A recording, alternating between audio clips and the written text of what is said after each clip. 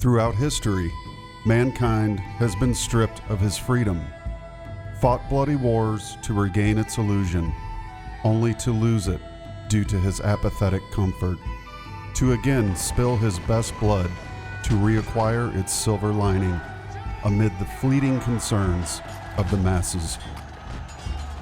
Tyrants throughout history strip mine freedom and chip away at its foundation, one ice-pick jab at a time, one after another, until he gets his prize: submission to his psychopathic will to power over others.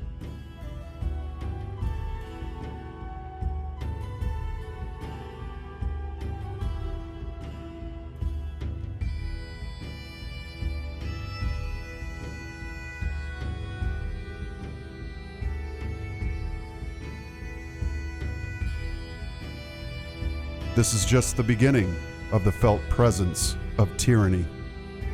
For it is not the tyrant who will punish those who are out of line, but rather one's own family, friends, and neighbors who will gladly rise to the occasion to carry out the greatest social good in the name of adherence to authority. The tyrant delights in his ability to simply express an order, no matter how grotesque, and know that formerly reasonable and upright people will carry out his will without question.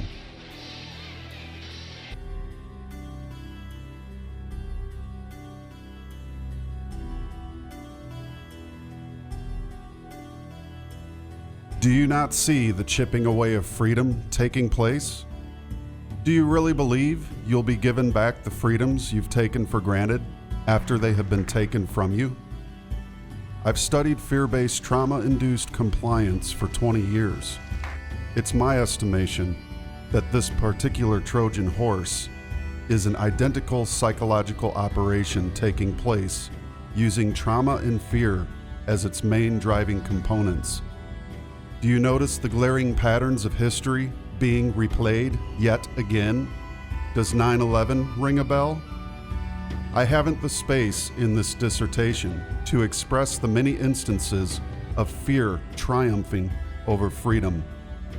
You may find countless examples in one history book after another. How many more lockdowns will occur this year or in the years to come? Will this become a yearly exercise until old age has accepted the iron cage of self-quarantine and all valor has wilted on the vine and in the hearts of free men? Will the sirens sound and like lemmings we march into our homes and barricade the doors until the all clear is announced through your slave phone or surf tablet?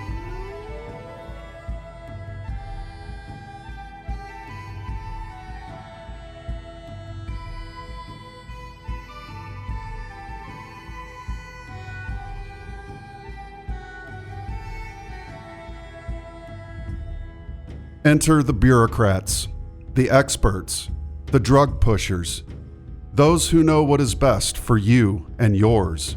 More akin to used car salesmen, the overthrow of the herd through their unelected psychotic direction and manipulation is now at hand.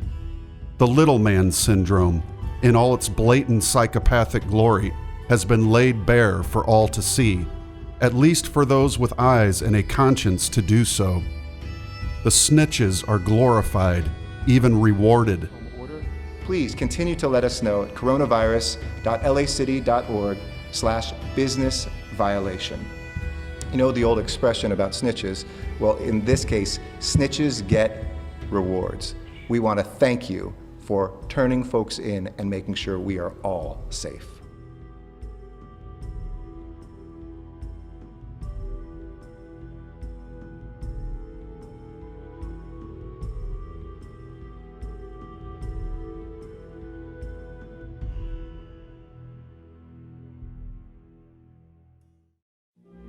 The police and military mobilized, the centralized power grab rises far faster than the cases of illness or even death. You now take your orders from the voice in the television. The still small voice in your head is smothered to death as you no longer recognize your own conscience, but rather that of the little man asking, "How is your compliance going today? Are your chains comfortable?" The Faustians have pulled off the greatest bait and switch ever attempted, and they did it without firing a single shot. The collective fear and shame of the people handed them the single greatest victory ever won, without even so much as a single battle being fought on any field, anywhere. Pure genius.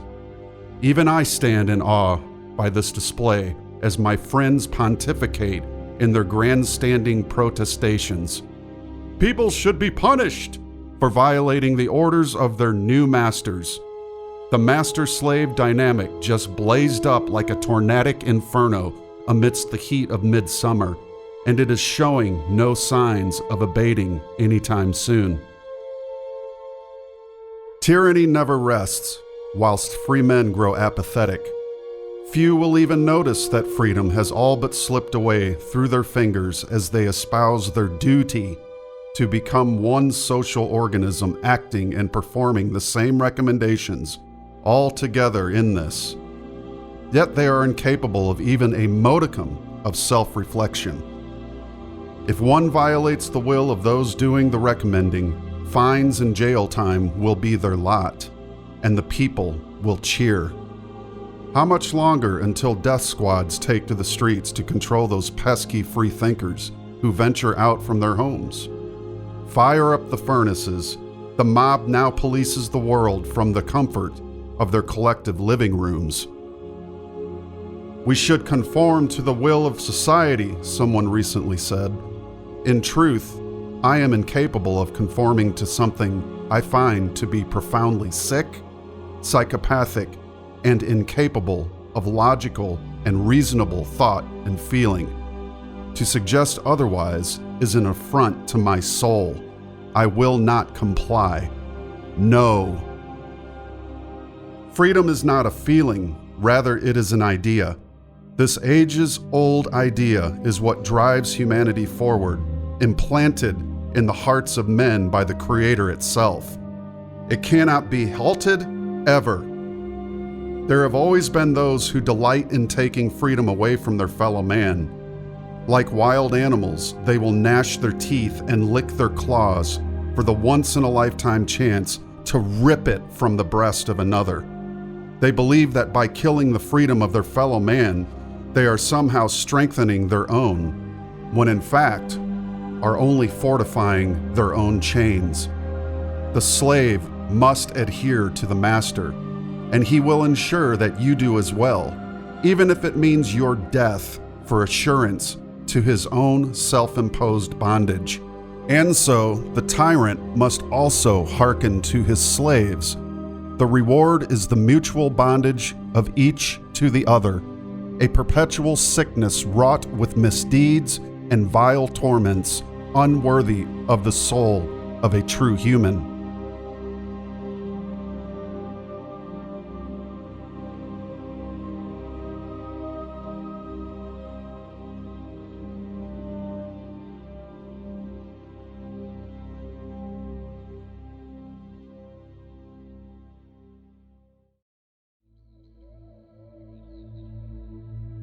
Here is the list of what has already come from this plandemic.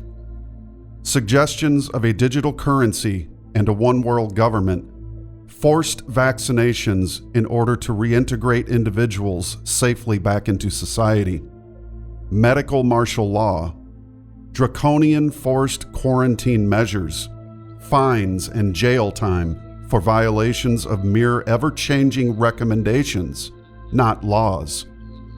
Mayors and governors usurping natural rights and liberties for enforced crackdowns. Closure of non-essential businesses without clear definition, such as gun stores and churches. Violations of the fundamental rights of American citizens. Violations of freedom of worship, speech, and the right to assemble and petition, especially regarding the Second Amendment. Lockdowns, shutdowns based on zero evidence, but that of the central authorities' claims. Mass destruction of small businesses nationwide. Intermediate, extended timeframes for quarantines by decree alone. Obliteration of the founding principles of liberty and natural rights enshrined in the United States Constitution, endowed by the Creator of man. Facial recognition and biometric scanning technology implemented. Democrat communist agenda moving full steam ahead, modeled after communist China. Takeover of medical response systems worldwide through centralized government. Plutocratic and technocratic controls in full effect as smart city grids are implemented, following Agenda 21. If we do not safeguard our liberties, then who will? There is no case of a government that did not eventually turn on its own people. We are in extraordinary times, and it is up to each and every one of us to weigh on our hearts the decisions we will make that concern our destiny, our future, and the future of our children and grandchildren. I ask you to consider the following points made in this video. Let not our epitaph read, "Freedom was murdered, all in the name of safety."